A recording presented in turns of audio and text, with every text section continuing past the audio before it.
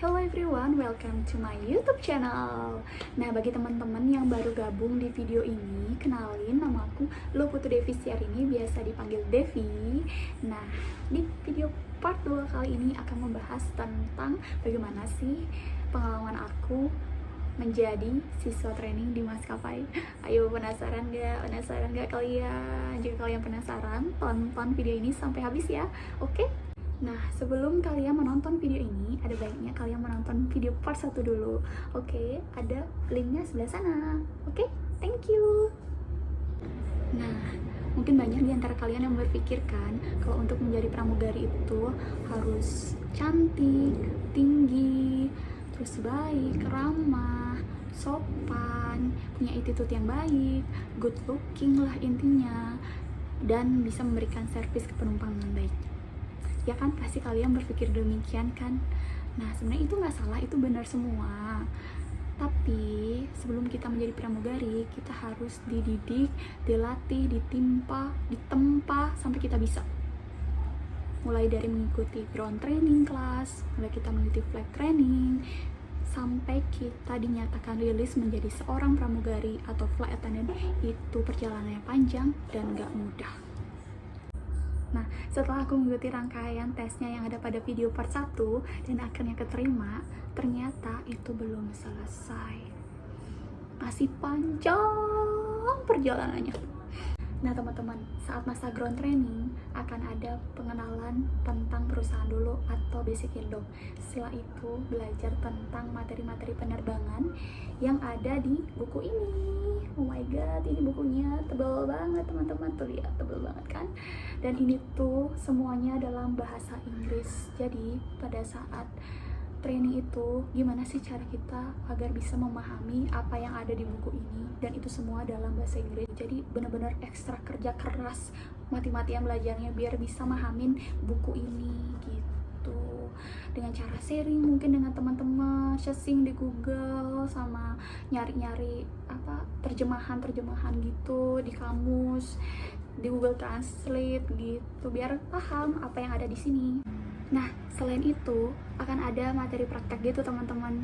Pasti kalian berpikir kan, kalau kalian yang udah pernah naik pesawat, kalian pernah lah tuh lihat pramugarinya sedang safety demo, memperagakan alat keselamatan gitu. Bagaimana pakai sabuk pengaman, bagaimana cara menggunakan masker oksigen, dan bagaimana cara menggunakan baju pelampung, iya kan? Nah, untuk prakteknya sebenarnya bukan hanya itu aja teman-teman. Jadi banyak banget yang kita praktekin dan kita pelajarin. Nah, contohnya bagaimana kita belajar praktek memadamkan api. What? Api kak? Iya, jadi kita belajar memadamkan api. Jadi kita tuh udah kayak pemadam kebakaran aja teman-teman. Nah, ada fotonya di sebelah sana ya. Terus kita juga belajar praktek bagaimana nanganin penumpang atau kru jika ada yang pingsan atau tidak sadarkan diri. Apalagi kalau nggak ada respon atau nggak ada nadi. Jadi kita harus bisa ngasih CPR. Apa itu CPR? CPR adalah cardiopulmonary resuscitation. Ada fotonya sebelah sana ya. Di CPR itu adalah bagaimana cara kita mengembalikan fungsi organ jantung dan paru-paru agar bisa kembali normal lagi gitu. Dan kalau untuk lebih lengkapnya kalian bisa cari di Google ya. Di Google lengkap kok. Dan mungkin bagi teman-teman yang para medis, perawat, dokter pasti udah tahu. Terus selain itu kita juga belajar menangani penumpang cedera, sakit. Kita harus bisa menghandle itu semua.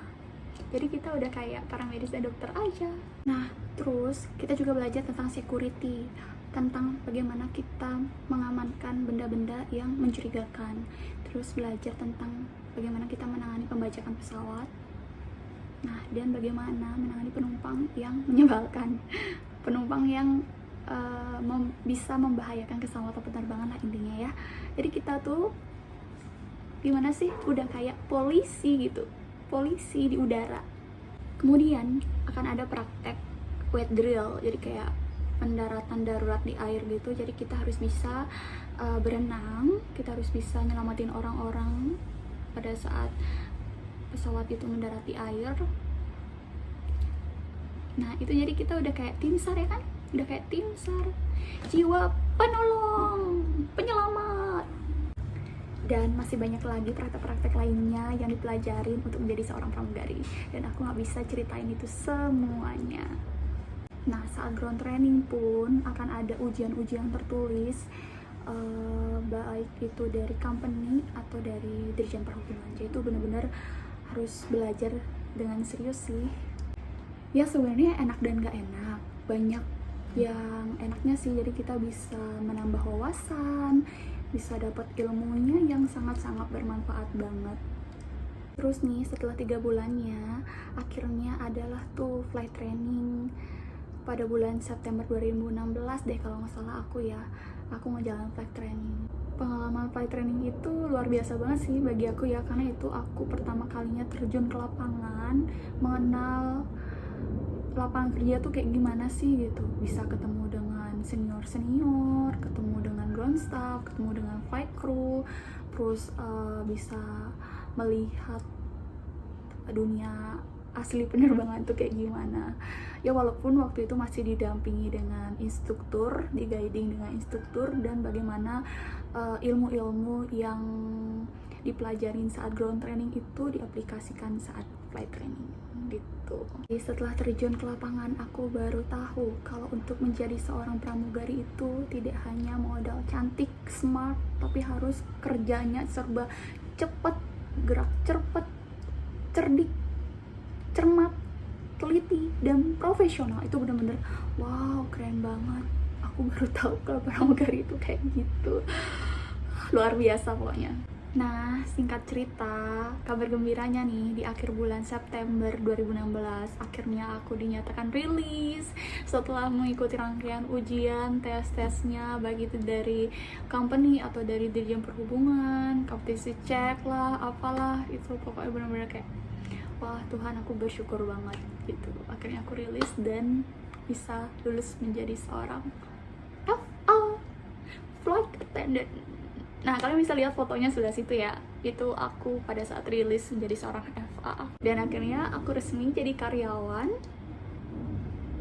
di perusahaan itu. Dan resmi deh jadi flight attendant. Yeay! Happy banget waktu itu.